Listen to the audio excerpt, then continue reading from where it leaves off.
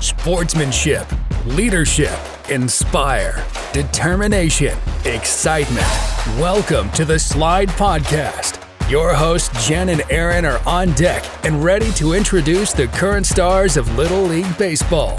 So grab your favorite sports drink, fasten your chin strap, and get ready to go inside the chalk lines of our Little League fields. Here are your hosts, Coach Jen and Coach Aaron.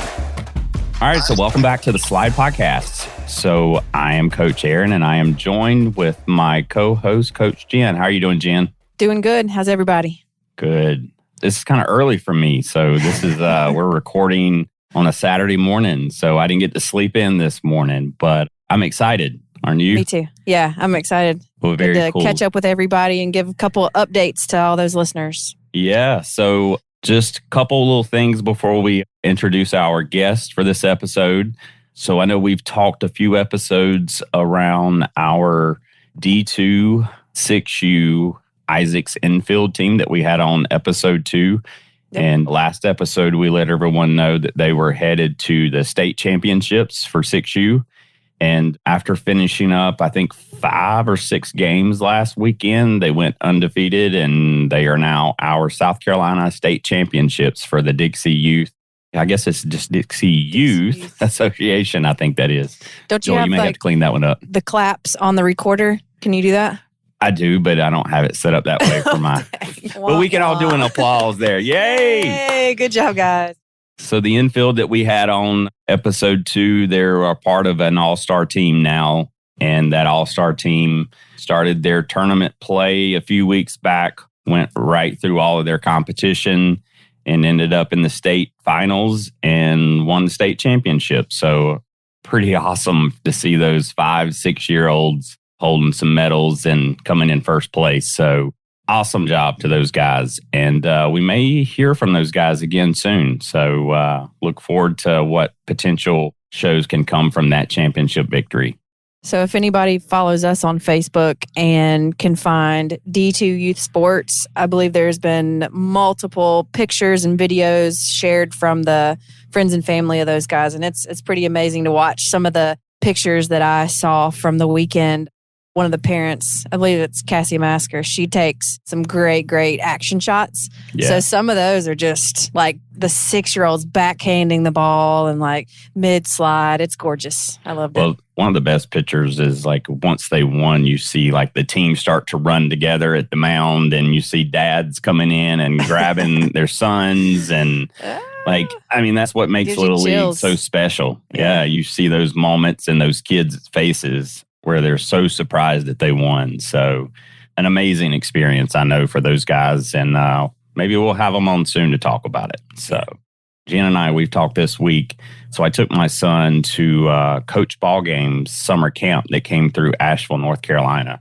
And I know probably most of our listeners have seen Coach Ball Game because we share quite a few of his videos.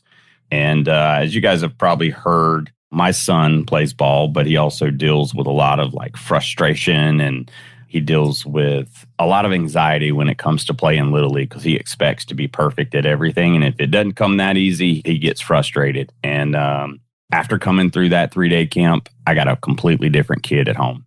And I'd have to say, from an inspiration standpoint, I learned how to be a better coach because I sat through one day of that camp. And I came home like super pumped up and inspired to make a lot of change, didn't I, Jen? Because I got on a lot of topics of what I wanted to see done differently with Little League, right? I think you got on a pretty good roll that afternoon, that evening. I was like, man, he is pumped up about something. Yeah, I know. And one of those things, and we'll get to our guest, but we've sort of teased a little bit, I think, on the show where I've reached out to our local athletic director.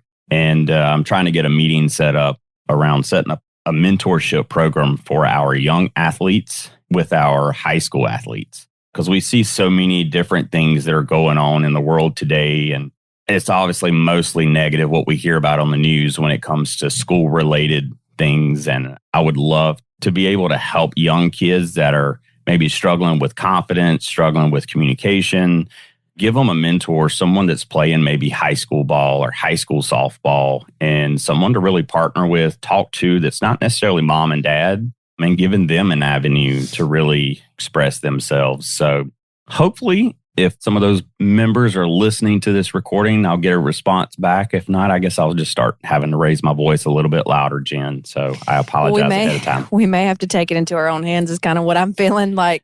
I've got a friend who's in Tampa, and it's like a little brother, big brother type relationship with kids in the community. And what they try to do is something even just outside of their own sport. So if, say, they're a basketball player, they'll go out and play disc golf or something like that.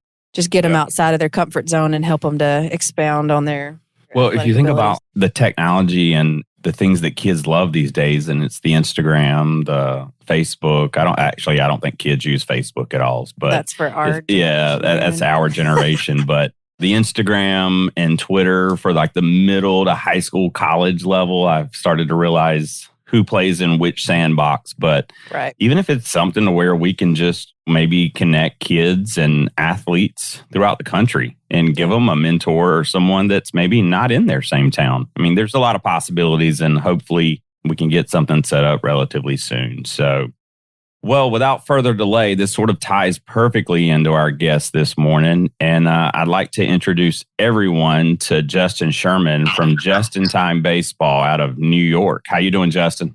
I'm doing great. Thank you, everybody, for having me on. Love the podcast. Love the message. As a fellow entrepreneur, I love the persistence and hammering home of your message. Yeah. Coach/entrepreneurship, from one to another for both of you. It's great. I definitely recognize it and appreciate it. Yeah. Well, you know what? We started this show wanting to make a difference with one kid out there. And if we can reach one kid, I feel like we've achieved something. And hopefully along the way, we can grab a few more kids along the process. So honestly, since we've been doing the show, as we've talked to kids and even parents and coaches, like just to see their excitement level of being able to be on a show and talk about Little League Baseball, you don't get that many opportunities these days. It's either if you're in the pros, you'll get your ESPN moment, or if you make a silly play that goes viral and you get hit in the head with something, you may get known for that. But outside of those type plays, you just don't get any recognition. So, but Justin, so you're in New York this morning. Tell us a little bit about what JustinTime is. Basically, weave and bobs, like any endeavor that takes a lot of hard work. 2 years ago, 2.5 years ago, it was Justin Sherman in backyards giving baseball lessons. Frankly, I've been doing this. This is on year almost number 9 already. But the actual company is 2 years old as of last month. Congratulations on that. No, appreciate it. But yeah, again, we're just getting going. But long story short, I was giving baseball lessons in the neighborhood. 1 lesson became 2 lessons, 3 lessons. I built up a great clientele, and I think it's just purely because I love doing it. Just like any endeavor, like you both love doing this, it's starting to grow. Same thing with what I was doing, just giving lessons. Always, my parents call me the Pied Piper in the neighborhood, like trying to get kids together, organized, having a good time. And I enjoyed the process of putting kids together and having them like play and wiffle ball, stickball. I've always had that since I'm like 13 years old. That's how I learned how to play. Yeah. I mean, I think I've said before on the show, Justin, I didn't even start playing any organized baseball until I was 12. So, and I learned from playing on just literally a sandlot. I mean, not necessarily what you saw in the movie, but a field, and I had a tree as our backstop. So I totally get, those are the days that I remember most that you're talking about there. Totally. And we need to get back to that. And I'm sure we'll dive into that a little bit more. But obviously, COVID hit. It changed the game. We had to go to virtual. I said, you know what? I'm going to keep delivering. And I think this is what made JustinTime Baseball truly. I think this is what it made. Obviously, we're still a baby company. But I guess from an entrepreneurship standpoint, what helped catapult us quicker than usual, in my opinion, I did not stop working during the pandemic. I would say, okay, listen, every day I need to be on the screen helping as many kids as possible, giving positive messages.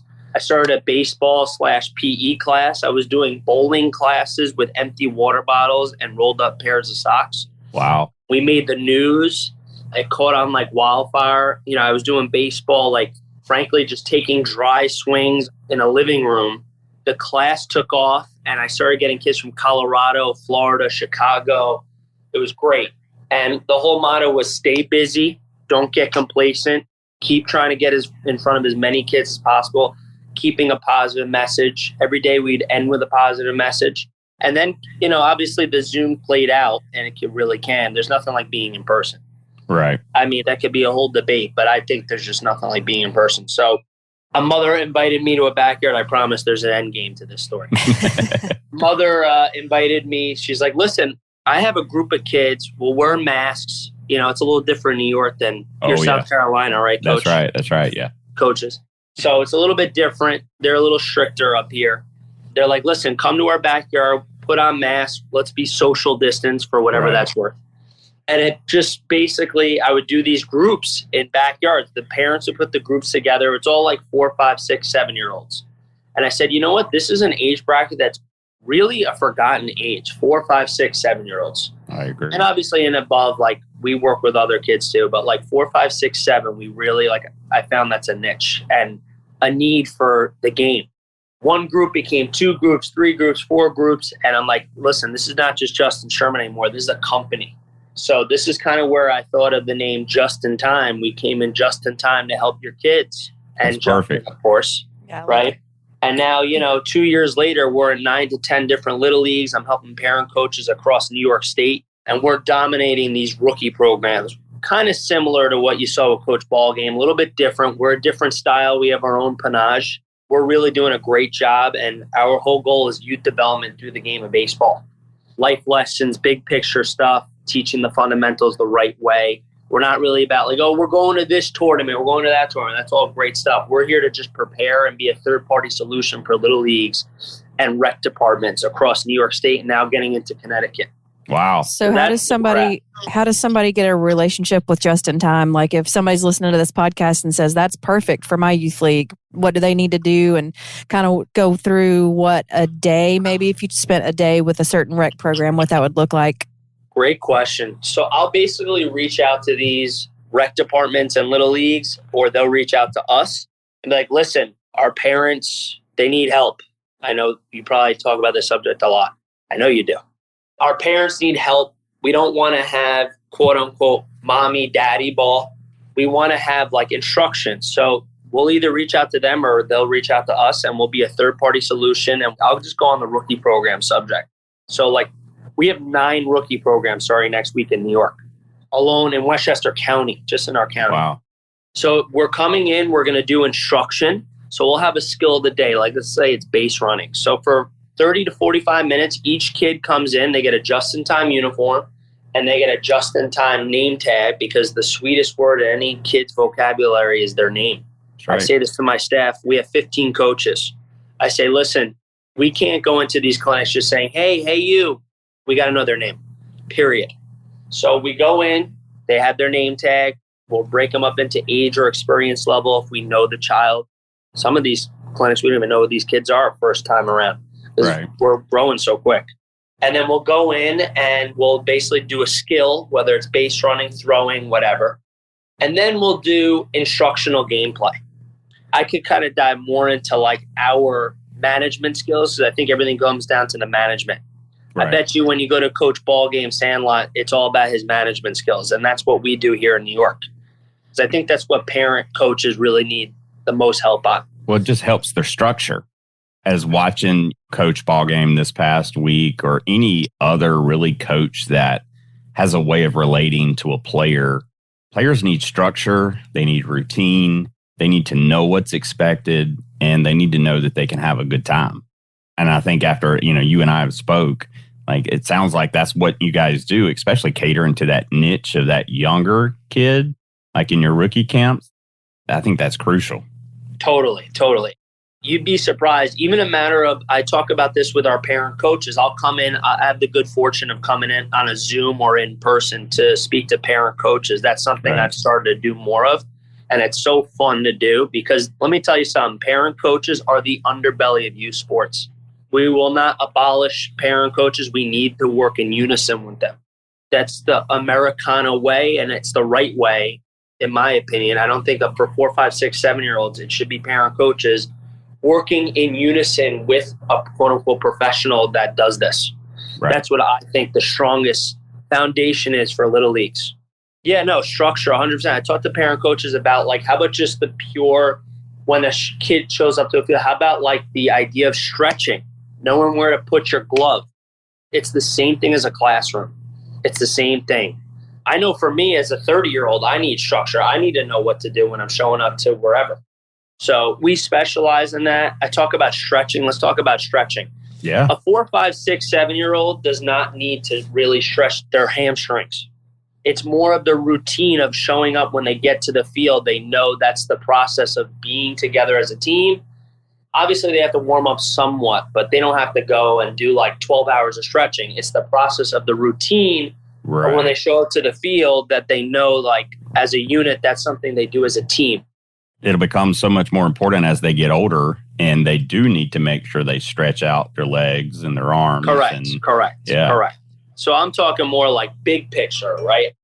Big picture at 4, 5, 6, 7, it's not about stretching the hamstring. It's about the routine. So What you said is 100% correct. And I actually have a weird theory on stretches. Maybe you never heard this one before. I'm not a fan of lines for stretching. Oh, yeah? I actually try to get them into their own space and warm up in space. So you're talking about a T-ball, rookie ball level. Instead of lines, I love getting into, I call it airplane space. Mm-hmm. So they'll be apart with their arms out. If they're touching each other with their arms, they're too close. Right. Airplane space, and I call it a UAP. Our thing, this is just our JustinTime way. We call it a UAP, which is a universal athletic position. So instead of freeze, it's UAP. Hands have to be in UAP for batting, have to be in UAP for fielding. So they're all in their airplane space for stretches in a UAP.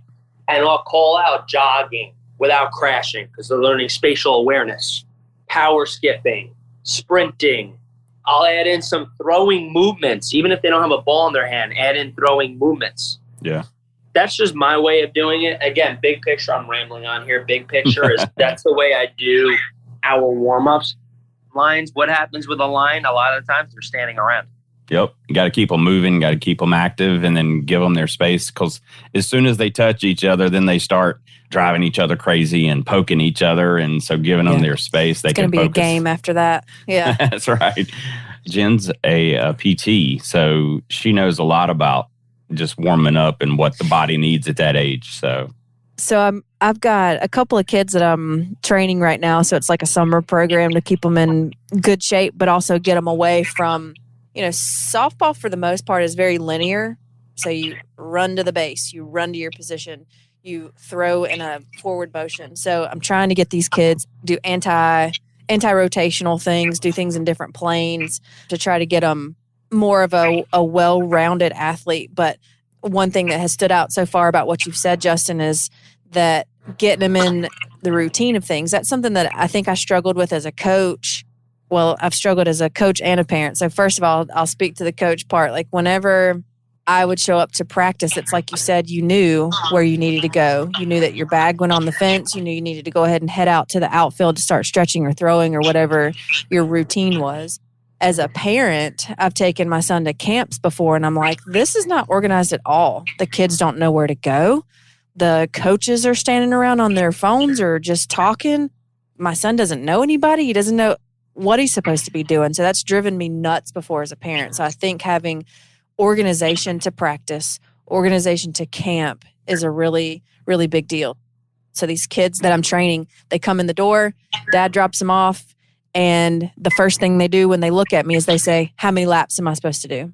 Because we build on it every couple of weeks. So they do a couple of laps around the building. So they know that that's the first thing that they got to do. So it's automatic in their head. They know when they come in, they're doing a couple of laps first thing. Yeah. I appreciate that as a parent and as a coach, having some method to the madness. The kids know where they're supposed to be. They know where their equipment goes. They know what's expected of them. I think that it helps all around beneficial. Justin, one of the things that really hit home to me is, so if let's say summer starts, my spring ball is over and I'm in your area, do I have the ability to continue to grow my skill set during the off season with you? So I start out in a rookie ball camp, and then am I able to continuously see you often to develop until I'm ready for the fall season? Oh yeah. We're year round, 24/7. We're year round. So obviously in New York, different than South Carolina, the winter here is definitely tough. So we rent a lot of indoor facilities. We came up with a great program.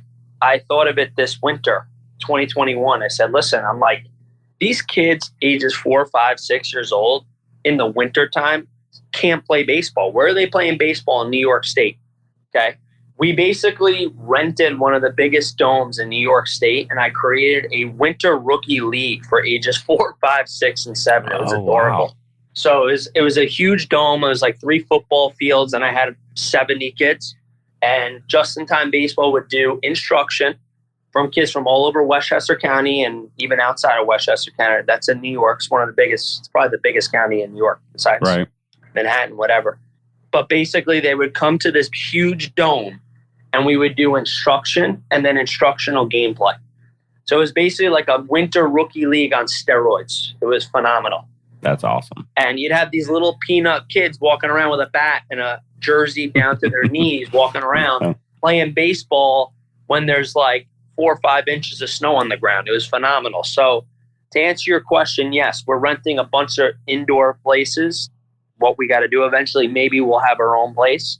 But honestly, we have great partnerships with a lot of indoor places. So we rent 4 or 5 places, and then we do continuous off-season training. And my goal is to do this winter rookie league and then even get to the older ages, maybe 8, 9, and introduce obviously the kids pitch kind of thing. So in a dome, same dome.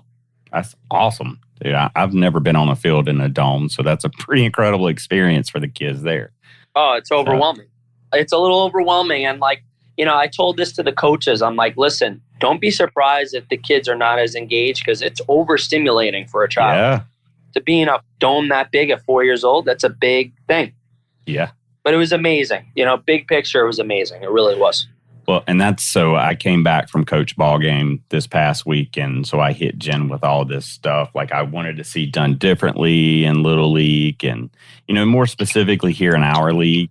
It'll be interesting, Jen, to see how many people listen to this episode and maybe say something about it. But so, Justin, I came back. So here's how it plays out here in South Carolina. So, we go into our spring and we put these kids through evaluations, not 6U necessarily, but 8U and up. We do evaluations, we place them on a team, and then we start playing. And when we hit spring in the South, it seems that as soon as we start scheduling practice, the rain comes. We haven't had any rain this summer, I don't think, but as soon as we start scheduling practices, we have rain. So that takes away practice time, right? But we still have a ball game schedule. So these kids roll into a season, they've been through evaluations, they're placed on a team, now they're playing in games, and they have very little prep time, very little time to actually learn the game or love the game. Let's just say love the game to begin with. And so what you guys do as a rec league here in Spartanburg, South Carolina, we don't really have a conditioning program. We don't have anything to help that child. And I'll go back to like myself when I was 12. Like I would really be at a disadvantage right now if I was starting and I'm at age 12 because of how baseball has changed so much. At age 12, you're kind of or you've probably already transitioned from a rec ball league into a travel ball league. And so, 11, 12, 10-year-old starting out late in age, and that's really not even late, I guess you would say, but we don't have a way of teaching kids the game. And I really want to see something during the summer, letting kids come in with no pressure, not worried about being evaluated and missing a ball, like just let them have fun. But we don't really offer that right now. And that's something that, honestly, I want to see change. And I want to see us having more kids to the field during the summertime, during the off seasons, just to teach them the game and let them know that the game is here to have fun, just like any other game. So, what age bracket is this? Would you any? Well, I mean, really any, but definitely your age groups. So, you talk that young, that 4, 5, 6, because we have these kids that show up for our spring and fall league, and we're having to really teach these kids just how to get in the batter's box, how to hold a bat correctly. And at that point, when you're playing games, it's almost too late for that. Mm-hmm. Like, we really got to have these kids knowing before they show up to a game how to stand in the batter's box correctly. what some of those fundamentals kind of things are, and even give parents things to practice before it is season time. So, Justin, do you rent fields? Like, not the indoor stuff that you do, but like the outdoor things that I've seen on your Instagram, the fields that you've been on. Do you have to rent those from your local rec department, or are they just public fields? Yeah, it's a combination of both. Certain times it's open public fields, and then certain times we have possession of the field. I obviously have to rent it. But these rookie programs, when we do partner with the leagues, I mean, we have full access to those fields. Okay. Right. Yeah, so I think that's the link that that might be a good place to start for us. If either one of us are together, Aaron, we decided to try to offer something like this in the community, which I think it's very needed. I think you're doing a great thing, Justin. And around here, it's just like, what's the first step? I know COVID may have been a great thing for you in that it forced you into being able to get your name out there with the kids and with the parents without that pressure, because it was like, hey, just show up, just come outside. Whereas I feel like with us, it would have to be so, I don't mean to downgrade like what you did, because I'm sure you put a lot of thought into it, but we would have to have like this person on board and that person on board and rent this field. Oh, yeah. And get the flyers out, and you know what I'm saying?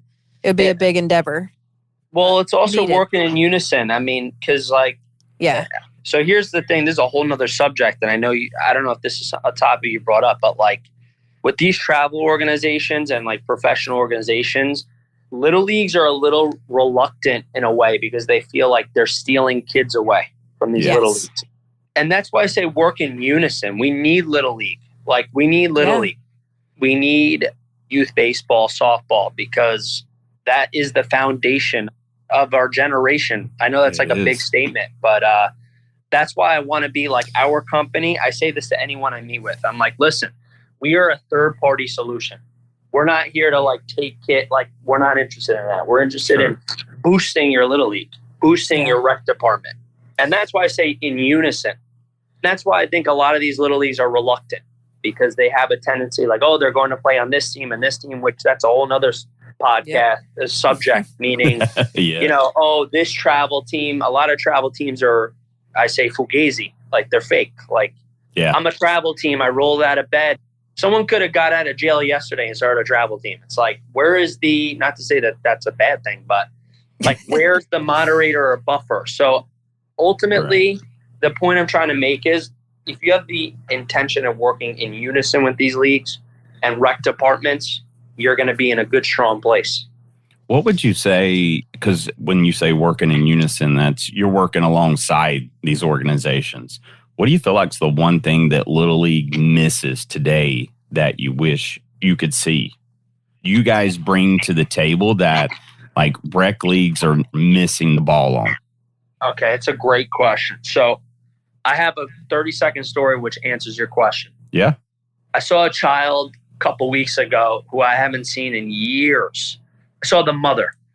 And I said, hey, is Philip still playing baseball? And she goes, well, he loved working with you. He actually moved. So like he went to a different Little League, but then he moved back to the town that I'm at.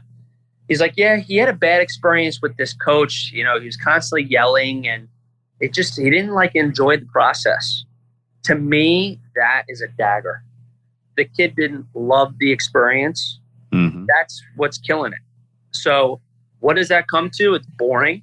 If the coach makes it boring and there's no management skills, that's what's missing, in my opinion. Like, God bless all parent coaches, but a lot of the times you'll see they're coming off the train, that the tie's halfway done. They're just dropping a bunch of balls, hitting one ground ball to 9 kids, and like 9 kids are standing around. It's like, that's boring for that kid. So how do we keep it interesting?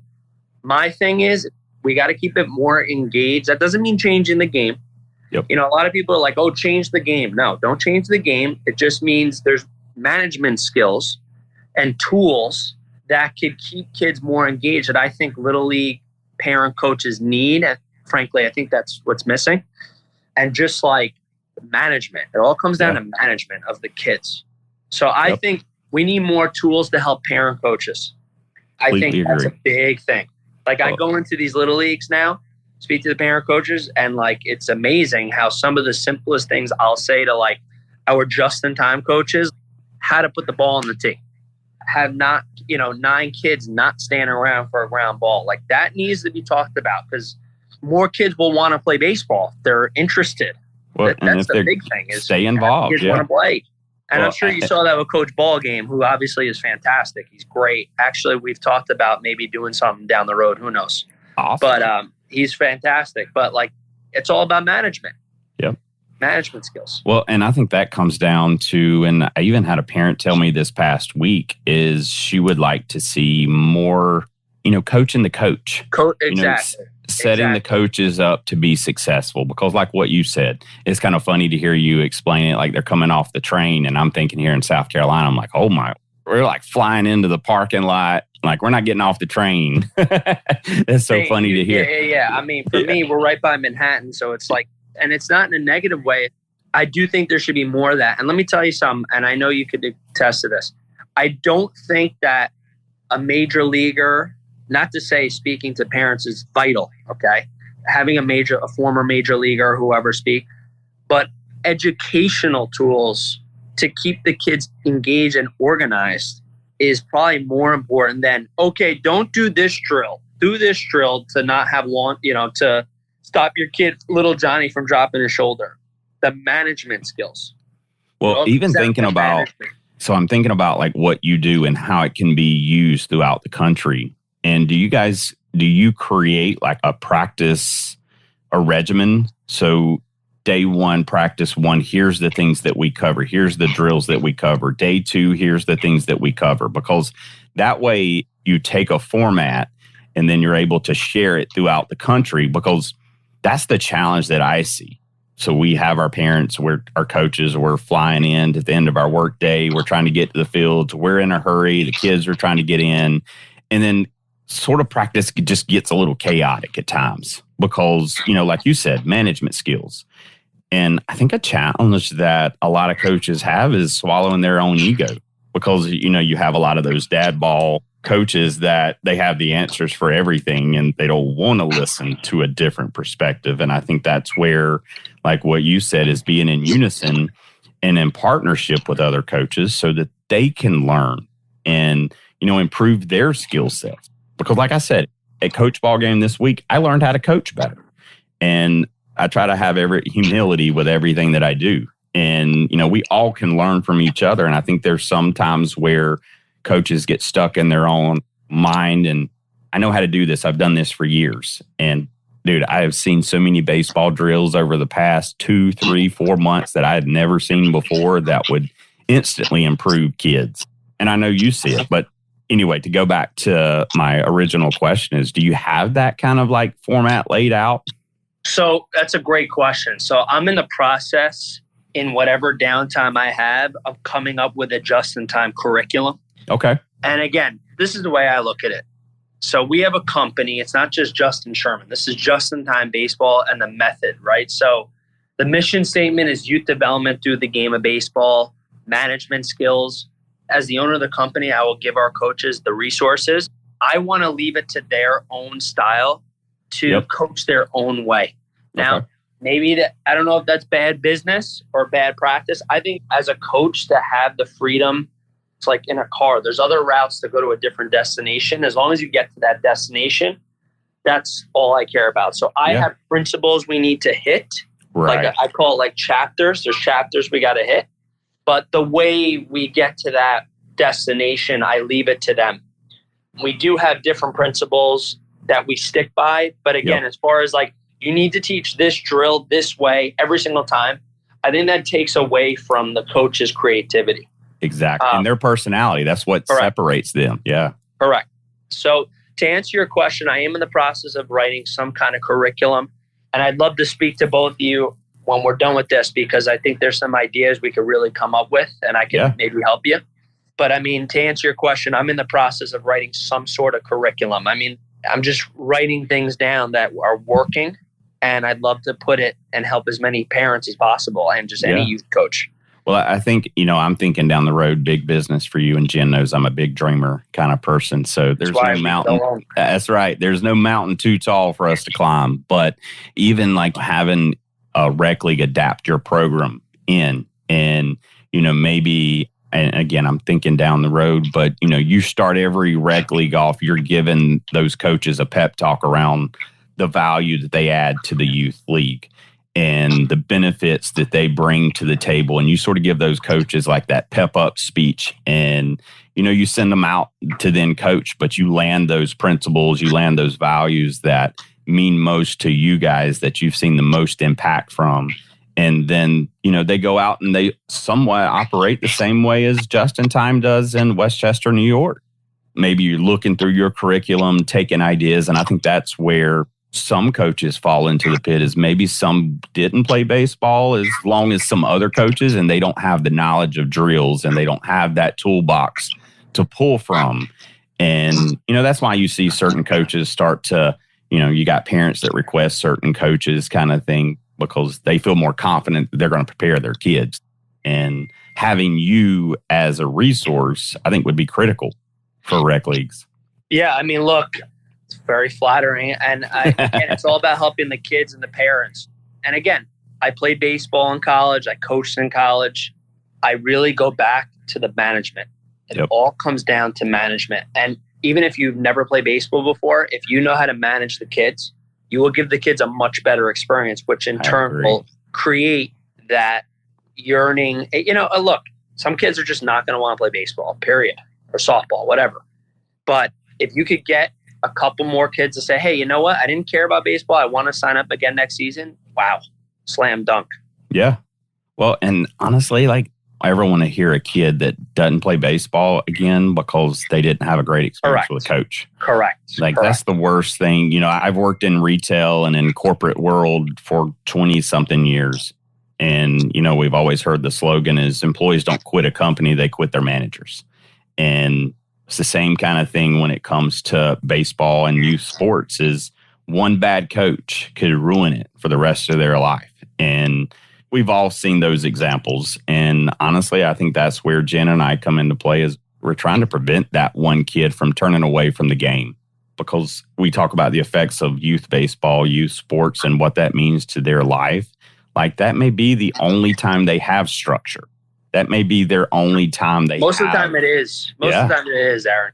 I say this to my staff 2 nights ago. What's today? Saturday? I don't know what day it is, but I guess that's a good thing.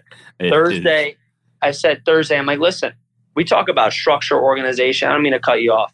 No. And I'm like, this is like school. Yeah, no doubt there's structure, but I guarantee you we give them more structure than some of their schools. Yeah. Being on a baseball field. Guarantee it. And again, this could go for a parent coach here. Like a parent coach, even if they never play baseball, could do this. And that's a powerful responsibility. It is. It is. I'm not sure if this is something that happens where you are, but I feel like Aaron kind of alluded to before, we lose kids right around the 12, 13, 14-year-old age group. So I would be super interested to see how you would talk to parents and coaches about maybe keeping their kids in rec league a little bit longer, because it's there's a stigma around travel ball around here. If you're not playing travel ball by the time you're 12, then there's something wrong with you. You're not. What is travel ball? What is travel ball? Meaning it's a whole nother, we could do a whole episode on it, I'm sure. Yeah. It's oh, yeah. In New York, let me tell you something. In New York, when I was playing travel baseball 11 years ago, it was wow, he's playing travel baseball. Right. Yeah. Now it's that's how it should be. There's the mud hens. Oh, and down the road, those are the the firework, whatever. Yeah, firecrackers, and you got the canes and dirt bags. The street is the Pelican. It's what is it, right? So there's just a stigma around it. Like I said, if you're not playing travel ball by the time you're 10, then you shouldn't be on the field at all. And that's just not how it should be. So, Justin, I had a little experience with this last year. I got the opportunity. I got a phone call for a 12U game. One of the coaches wasn't able to show up, and so I got the phone call, hey, we need a coach. And I was like, of course I will be there. And this is a rec ball 12U. So, and normally I'm in the 12U, 8U range is what I'm coaching. But there was a significant talent decrease. When I coached that 12U game for the rec league, and it's not because the kids wasn't great.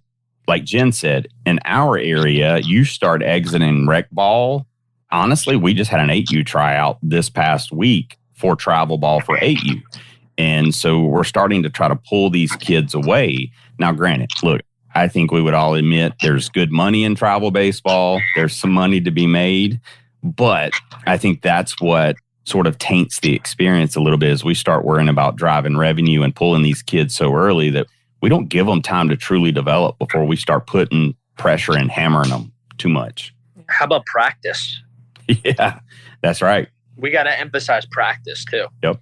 I don't know if you follow him, but excuse me, his name is Jason Garcia and his Instagram is Train More, Play Less. Have you seen that handle? I don't know if I have yet or not. I'll look him up. He's awesome. He's awesome. And he talks about like practice. How about, I sound like Allen Iverson here, but like, how about practice? The love of practice. I know for me, and I'm speaking for both of you as coaches, you probably love just as much or more the practice. More. Yeah. The practice. Jim Calhoun, I believe he said, he was like, I almost enjoy the practice more than the game. So the point I'm trying to say is it's like, I think strengthening our practices and really having a purpose, I think also will increase engagement and make kids better. Like playing 8 games in a week is actually not like, how about playing 3 games in a week and practicing the other days? Like I almost think that's stronger. You got to develop. You got to practice. Well, you got to go to the driving range for golf before you just get out there on the course. Like you got to practice. I think you just hit a point right there, Jen. And I think this is maybe our key is once we hit a rec ball season, like practices somewhat disappear. Like we're playing 2 games generally a week in a rec ball league. And for some coaches, that's enough. Like they can only commit that much time. But when you start into a travel ball league, that's where that additional practices start to show up. And that's why you see such a big difference in the players when they're playing travel ball. And so if we had the ability to offer more practices and just, again, get out there and practice, have fun, find the love of the game, like we'll see that same talent start to develop in a rec league versus what we would see in a travel league. But we got to have that practice time. That's the challenge for I will say, and hopefully this is not a jab on any coaches that are in our area, but I've heard from parents that, well, once the games started, we didn't practice anymore. Yep. But that's totally up to the coach because as a coach, you get the spreadsheet from our director and you pick your practice time. So if you're not practicing during the week, that's not the league's problem. That's your coach's problem. They should have selected a time that was free to practice. So I will say that from experience. Oh, yeah. I say to our kids, and you're 100% right, again, it's tough. Sometimes it's just tough to do it. So how about keeping the players accountable? Even if they're 6 years old. When I say accountable, I mean, we're not asking kids to do 200 burpees at 5 years old. I'm saying, okay, little Johnny, look at our practice, and I say this to our students. I say, look at our practice and our session like the classroom. Then you need to go do your homework, okay? So what you do in between your sessions is a determining factor of what kind of player and team we're going to be. Yeah. Okay? Because we really are playing a lot of baseball in games, and like we just straight up might not have the time. We just straight up we just might not have it. So how about giving, as a coach, you're responsible to give a plan when they leave the practice field. Okay, so like when we're doing a session, it's like, okay, we do a Bedford rookie program. Bedford, it's one of the biggest in New York State. They had like 60 kids 2 years before we came aboard. We came into there, literally, they have 110 kids. Wow. And I only say that because it has nothing to do with the actual baseball, it has to do with the management. We had 3 coaches for 110 kids. 3 coaches. Wow. And it's management. Individual partner activities, which we could dive into another time or later, whatever. But bottom line is, I say to a 5-6-year-old, I'm like, listen, mommy and daddy or whoever at home, your guardian, brings you here on a Saturday. But let me ask you a question. Should you stop playing and wait until next Saturday? What should you do? I'm saying this to 4 or 5-year-olds. What are some things you could do at home? Well, we could do self-catch, and I'm a big fan of self-catch, right? Mm-hmm. And that's a whole nother podcast subject is the catch play. But like, it's okay to say that to a 4 or 5-year-old, and I guarantee you they will do it on their own and want to do it. Oh, they'll hold mom and dad accountable. Throw a ball to themselves. that will get, if you do that 3-4 times a week, you're going to get better. Yeah. And then they're also finding their own confidence right there with no one's eyes on them. They're not worried about someone watching them and then they miss that ball. And now they're like, man, I suck because everybody else around me saw I missed that ball. Like, it gives them a chance to learn on their own. That's a great point. It's a great point. I love that. And like, that's on the coach to tell that to your players. Like, you are responsible, like a trainer, right? Like let's just say a fitness trainer. You're responsible to give a routine. Like, and again, it's just a matter of do this for 2 minutes a day. So I always look at our practice sessions like the classroom, and then you got to give homework. You can't just like go and wait till next Saturday, even if they're 5 years old. Yeah, even if it's throwing a rolled up pair of socks against a couch and working on, I call it our throwing cues. And I know probably you've heard a million of them, but we like to say step, flex, buckle, throw. So like, that's just the throwing cue. But like, how about doing that against your couch with a rolled up pairs of socks by yourself? And I say, like, pick a pillow on your couch and work on hitting your target. Do that every day. Like, a 5-year-old would love to do that. It's better than being on the computer. Right. Or their phones. Yeah. Exactly. So. Yeah. So you and I talked a week and a half ago, and you said something that really landed with me because we were talking about my son and self-confidence and self-esteem. Talk about JustinTime and how you guys are able to relate to kids and help build that self-confidence with positive coaching. I think a great coach gets the most out of their players, and that helps each child reach their own capital OWN, own potential. Yep. So like little Johnny, if he can't catch a ball and then 2 weeks later he starts to be able to catch the ball twice in a row, beautiful. If Jessica could catch a ball no problem and then she really has trouble catching balls like on the run, catching baseballs or softballs on the run, and she catches them, that's a victory. So I think by hammering the message of striving to reach their own potential, and like I say this to all our kids, I'm like, do we care here? You've never met me. I say this to these kids. I'm like, some of them I've never met. We show up with 100 kids. I'm like, you've never met me. Do we care about you being the best or your best? Right? Because there's always going to be someone better than you. That's part of sports, right? So we care about you being your own best. And I think we say that. And also one of my coaches came up with a great saying. He said it. And again, this is by giving our coaches the autonomy. He goes, this is a fail-free zone here with JustinTime Baseball. Like, miss a ball, it's okay. Go for a ball, it's okay. Make a mistake, learn from it, it's okay. So reaching their own potential and constantly ensuring a fail-free zone. So as long as they're giving their best attitude and effort, because those are the two things we can control, as a coach at the youth level, what else can you ask for? Yeah. You just want them to give their best attitude, have a great attitude, and give great effort, and instill that we're trying to reach their own potential as a player and as a team, as a unit.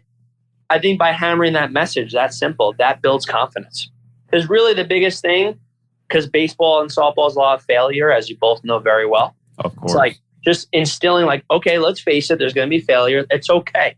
Like, that's okay. Let's learn from it. Let's get better. By instilling that constantly, you're going to build confidence. Well, and then teaching the rest of the players to cheer on each other. You know, I think baseball parents are special, and, you know, their kids are definitely, in most cases, the best out on the field because we're all biased. But setting the practice up with, look, we're going to try things that you're going to fail at today. You're not going to be successful at, but we're going to work hard, but we're going to cheer each other on. And that's what I saw out of this week's camp was just the camaraderie and the encouragement of each other and allowing each other to fail, but try your hardest in your failing. And it's hard for a kid, and especially I think about it from my son's perspective.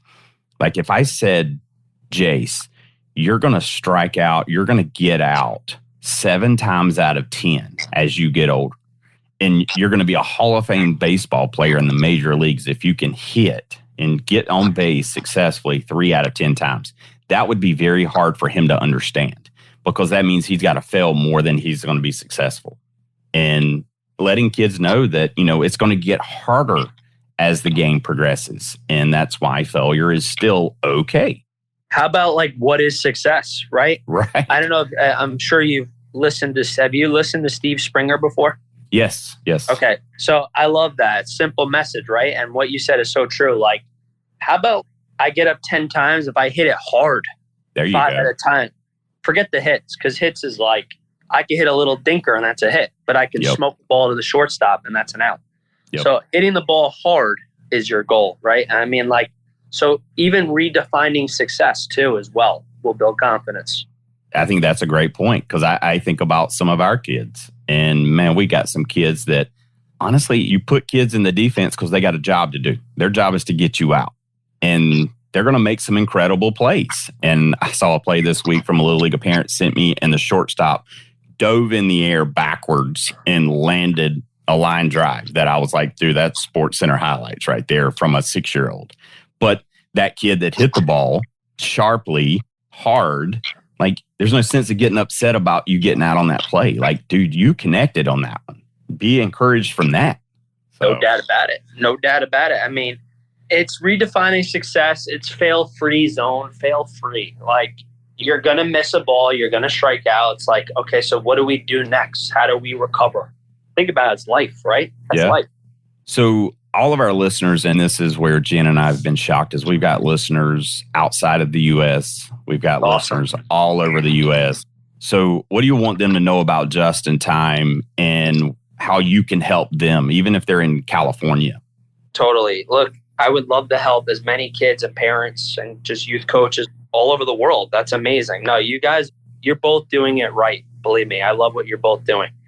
I would just say, if you want to reach out to me, go on Instagram, JustinTime Baseball, or go to our website, JustinTimeBaseball.com. I am starting to slowly travel across the country, and I think you and I, Aaron, will definitely talk about that. Yep. And also, you know, Zoom is a powerful thing. I've spoken to parent coaches in Florida and Chicago. Again, all about management and helping organizations like youth organizations. And again, if you're in New York, we're here doing these rookie programs, coming in, doing team training. So we could be, you know, we have a menu of options, and the whole big picture here is to help parents and help kids and grow the game. So you can reach out to me on my website, JustinTimeBaseball.com, or Instagram, JustinTime Baseball, and I'm starting to get that Twitter up too, JustinTime Baseball.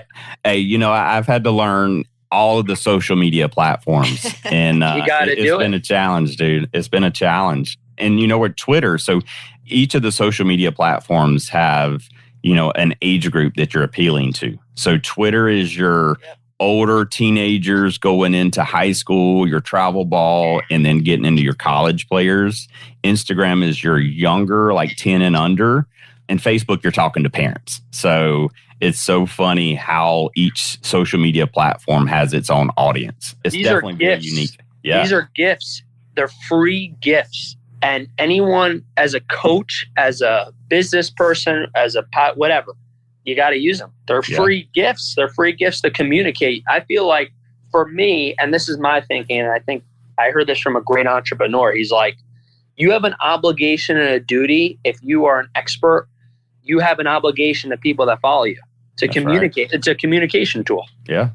Well, and honestly, you know, the slide is a acronym because we both lived in the world, I think, where like everything's in an acronym. So, you know, our S is sportsmanship, our L is leadership, I is inspire, D is dedication, and E is excitement. But that inspire, like that's where like you can do that.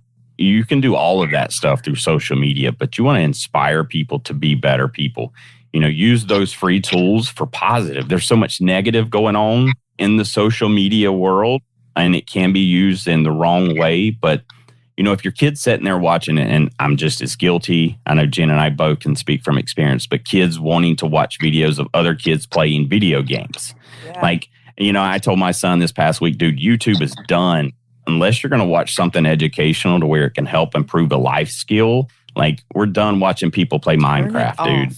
Yeah. Like if you're going to watch it, and there's so many great training videos, that's where the social media can come in and play a positive impact on the kids. But we got to set them up for that success. Yeah. Love it. Love what you both are doing. Really appreciate you having me on big time. And I think we will definitely be speaking very shortly about some kind of collaboration. For sure. And it feels like the baseball community somewhat is coming together a little bit. Maybe that's just our experience from getting into this world. there's so many resources out there that I didn't know was available as a parent coach. Yep. So I think having you as a part of a resource now for us, I think that, again, sets another child up to be successful in life. And that's our goal. So, hey, Justin, I got one last question for you, man. And I asked this and Jen smiles, but I asked this question to everybody that comes on the show because I'm a music fan. So, Justin, you playing ball today and you walking into the batter's box. What's your walkout song? Well, I'll give you my college walk-up songs.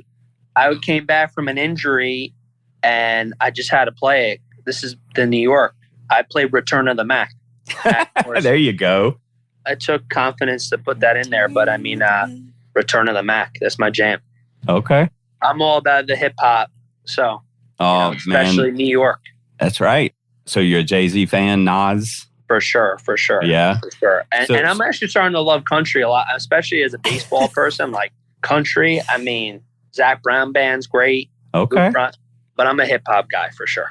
Yeah. So in the 90s, and we could do another podcast on music, but in the 90s, dude, I was inundated. Like that's all I wanted was Biggie, Pac, and greatest ever. Greatest. Dude. Dr. Dre. Yeah. Dre, Snoop. I mean, and there's so much to be learned in music, dude. We've had this conversation with multiple people on the show about, how music can set you up and teach you timing, can teach you rhythm. And because that's what baseball is about.